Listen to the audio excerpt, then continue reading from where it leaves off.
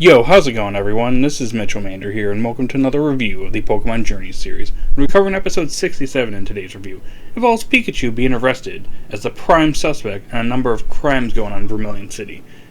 There's a certain Pokemon, electric Pokemon, that is stealing electricity from people's houses, and it seems like Pikachu is the prime suspect in these crimes. So Pikachu gets arrested. So, how was the episode overall? Well, before I get into that, if you're new to the channel, you like this type of content, be sure to like, subscribe, and hit that notification bell. It'd be pretty cool if you did that. Alrighty guys, let's get on with the review. So the episode begins with Officer Jenny and Detective Decker showing up at the Zograki Labs, and they're looking for electric Pokemon in the lab.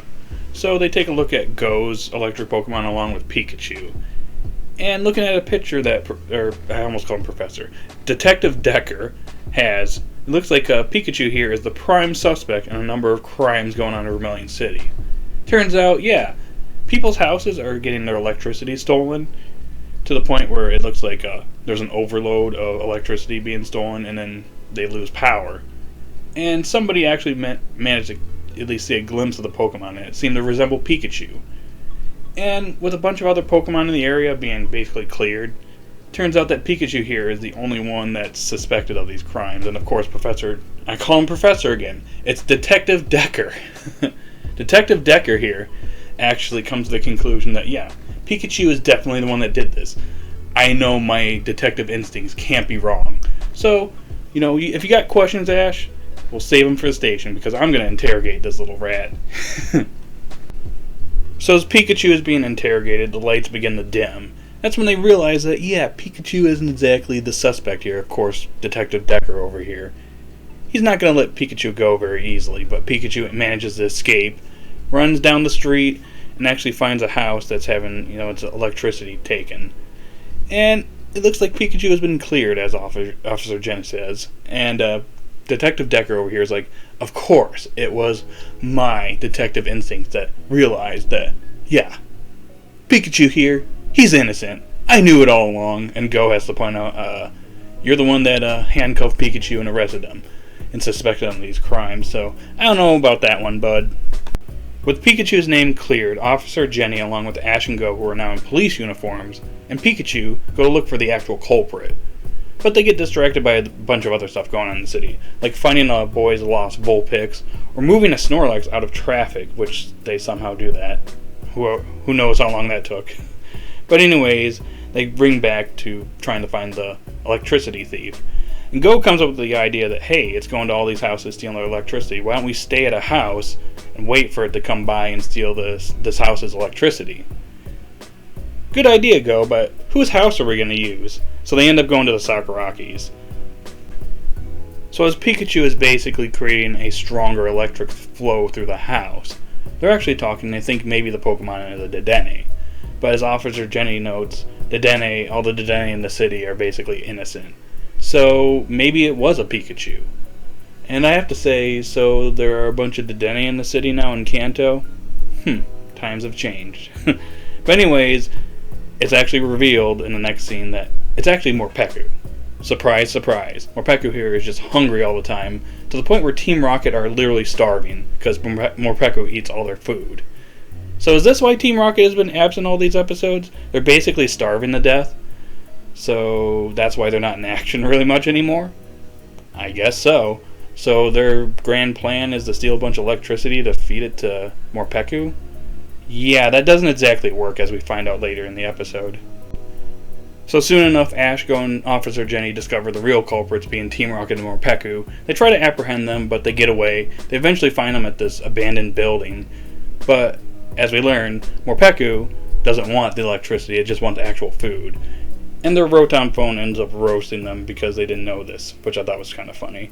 But anyways, they have no need for electricity. They try to give it back to Ash, Go, and Officer Jenny.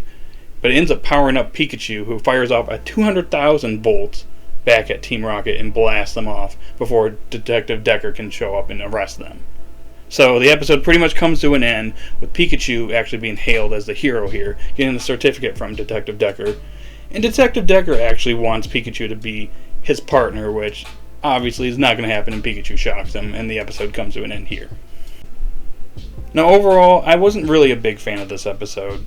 Like, it had some alright scenes and some funny moments, but overall, I felt that this episode was really forgettable, and it was kind of a chore to watch at times, especially that whole section where Ash and Go were helping a bunch of people in Vermilion City with random stuff that had nothing to do with the actual plot for the episode. Like, I guess it's kind of nice to see them doing this, but I felt like it was a bit of a distraction. Like, you got all this electricity thief going on, that's like the main thing, but it's like, okay, you're a police officer, you gotta do a bunch of other stuff, so yeah. Now, I will say it was actually pretty nice to see more Peku in the episode. We don't really get to see more Peku very often in Journeys, which I have to say, it's really disappointing that more Peku isn't utilized more often in the series. It's really only here for gags, since it just needs to eat a bunch of food in order to calm its anger down. Little guy is too angry, it's too hungry, it just eats all its food. And I guess that's why Team Rocket are just gone all the time, because they're just too busy dealing with this Pokemon eating all their food and they're just starving to death. So they have no energy to actually appear in the series anymore. I don't know, but it is very disappointing that we don't get to see more Peku and Choodle very often, because they're kind of newer Pokemon, and the series isn't really showing them off very well. So hopefully, in an upcoming episode where Morpeko potentially could be caught by Team Rocket, or even Go, maybe Morpeko will have some justice later on in the series. Or potentially when Marnie actually arrives in the series, if she actually does appear in Pokemon Journeys. Her partner Pokemon is a Morpeko in the game, so maybe we'll get some justice for this Pokemon, or not, who knows. I'm just kind of disappointed with Morpeku's role in the series so far. Alright, so there's really not much else I could add to this review. So, overall, not the best episode. It's not my least favorite in Journeys, but it's not a very good episode overall. I'd probably say it's probably in the top 10 worst episodes of Journeys in my opinion. So, I'm going to give this episode a 3 out of 10. Guys, in the comment section down below, what did you think of this episode? Did you love this episode? Did you hate this episode? Or did you think it was okay? Post your thoughts in the comment section down below. If you're new to the channel, be sure to like, subscribe, and hit that notification bell. And I'll talk to you guys later.